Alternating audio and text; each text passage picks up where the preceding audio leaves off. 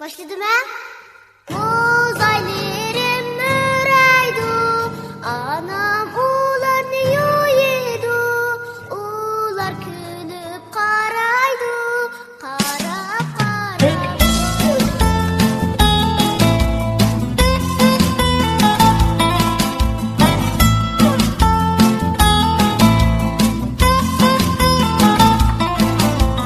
Ben güzel sınıl taptım, Mart aylarını uçrattım, görüştüm etrafımda pervanem, bulup aylanıp geldim. Yaldıraydı gözlerim, şunca çürük sözlerim, hemenim nezerleri bizden, sensinlim perveriydi. Ailemde bir tal mervayet dursan, cübberişten mikrigi tuyulasan, ulardan bağrıda kınıp dur, ömür dileysen, teşrif dileysen.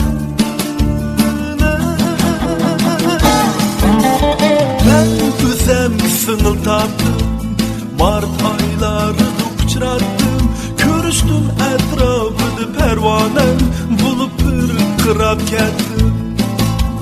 Yaldıraydı gözlerim, şunca çürük sözlerim, hemenin nezerleri bizde, sesimin perveriydi.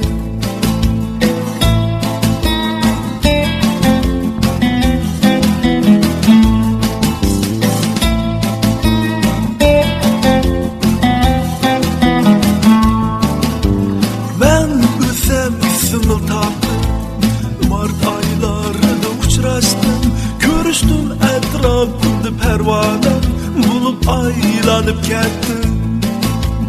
Yaldıraydı gözlerim, şunca çürük sözlerim, hemenin nezerleri bizde, sesimin perveriydi.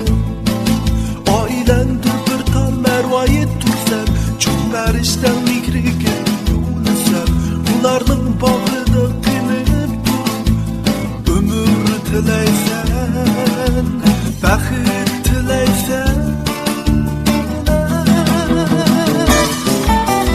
Ben özem sınıl taptım, Mart aylarını uçraştım, görüştüm etrafını pervanem, bulup bir kırap geldim.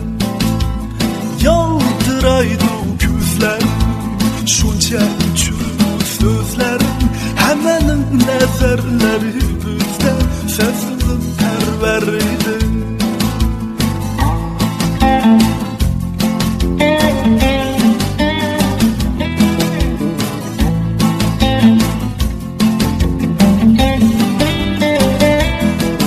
Ailemde bir tal mervayet dursan, cübberişten mihrigi tuyulasan, ularning bağrida qinib dur, ömür tileysen, şodlik tileysen.